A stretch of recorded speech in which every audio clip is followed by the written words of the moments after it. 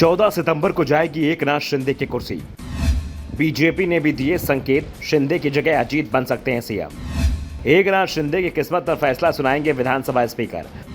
उद्धव गुट ने की है सदस्यता रद्द करने की मांग। महाराष्ट्र के मुख्यमंत्री एकनाथ शिंदे की सदस्यता संकट में दिखाई दे रही है और सिर्फ विधानसभा की सदस्यता ही नहीं जाएगी बल्कि संकट सीएम पद को भी लेकर मंडराने लगा है, क्योंकि शिंदे को अगर विधानसभा की सदस्यता से अयोग्य घोषित कर दिया जाता है तो फिर वो सीएम पद से भी अयोग्य घोषित कर दिए जाएंगे। और सिर्फ एकनाथ शिंदे को ही अयोग्य घोषित नहीं किया जाएगा बल्कि उनके साथ आए 15 और विधायकों को अयोग्य घोषित किया जाएगा। दरअसल एक साथ पहले जब शिंदे और उनके साथ शिवसेना के दूसरे विधायकों ने उद्धव ठाकरे के खिलाफ बगावत की थी तो उद्धव गुट ने शिंदे सहित 16 विधायकों की अयोग्यता को लेकर विधानसभा उपाध्यक्ष से शिकायत की थी।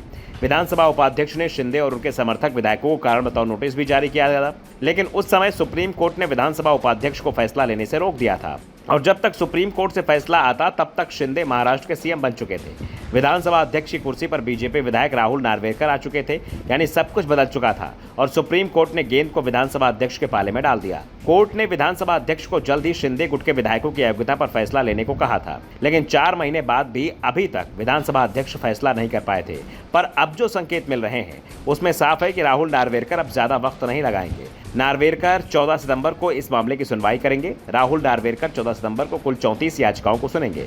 विधानसभा अध्यक्ष के ऑफिस ने इस संबंध में जरूरी तैयारी भी शुरू कर दी है, यानी 14 सितंबर को एकनाथ शिंदे के 40 विधायक और उद्धव ठाकरे के 14 विधायक एक साथ एक छत के नीचे विधान भवन में होंगे। दोनों तरफ के विधायकों द्वारा दायर की गई याचिकाओं पर एक के बाद एक सुनवाई की जाएगी। विधानसभा अध्यक्ष राहुल नार्वेकर की तरफ से सुनवाई में सभी विधायकों को अपनी बात रखने का मौका दिया जाएगा। इस दौरान विधायक अपना पक्ष मजबूत करने के लिए साक्ष्य भी पेश कर सकेंगे। दरअसल सुनवाई को लेकर उद्धव गुट का विधानसभा अध्यक्ष पर दबाव दिखाई दे रहा है। उद्धव गुट इसे लेकर सुप्रीम कोर्ट भी गया है। दावा तो यहां तक किया जा रहा है कि सुप्रीम कोर्ट ने विधानसभा अध्यक्ष को नोटिस भेजा है।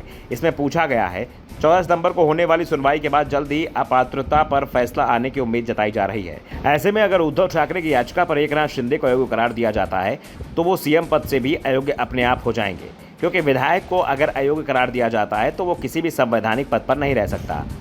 शिंदे अगर अयोग्य घोषित किए जाते हैं तो उनके सामने बड़ी मुश्किल खड़ी हो जाएगी, लेकिन महाराष्ट्र की एनडीए सरकार के सामने कोई परेशानी नहीं होगी, क्योंकि बीजेपी ने पहले से ही सरकार बचाने का बंदोबस्त कर लिया है। अजीत पवार को अपने खेमे में मिला लिया है। ऐसे में अगर 16 विधायक अयोग्य भी हो जाते हैं तो भी सरकार पर कोई असर नहीं पड़ेगा। दावा तो यहाँ तक किया जा रहा है कि बीजेपी को पहले से ही इस बात के संकेत मिल गए थे कि शिंदे को अयोग्य करार दिया जाएगा, इसलिए उसने पहले से ही अजीत पवार को अपने साथ मिला लिया है। अजीत पवार के साथ करीब 40 विधायक बताए जा रहे हैं। उनका मामला भी फिलहाल चुनाव आयोग में है और कहा जा रहा है कि शिंदे अयोग्य घोषित होते हैं तो अजीत पवार महाराष्ट्र के नए सीएम बनाए जाएंगे। अजीत पवार अगर सीएम बनते हैं तो इसका एनडीए को भी फायदा हो सकता है। खासतौर पर मराठवाड़ा रीजन में अजीत पवार अपने चाचा पर भारी पड़ सकते हैं। दरअसल शिवसेना की लड़ाई में शिंदे के हिस्से पार्टी तो आ गई, लेकिन शिवसैनिक अभी भी उद्धव के साथ ही दिख रहे हैं। ऐसे में बीजेपी के लिए जरूरी है कि अजीत पवार मजबूत दिखाई दे, जिससे एनसीपी का वोट उनके साथ आए और इसका फायदा एनडीए को मिले। Bureau report, the Dhakad news.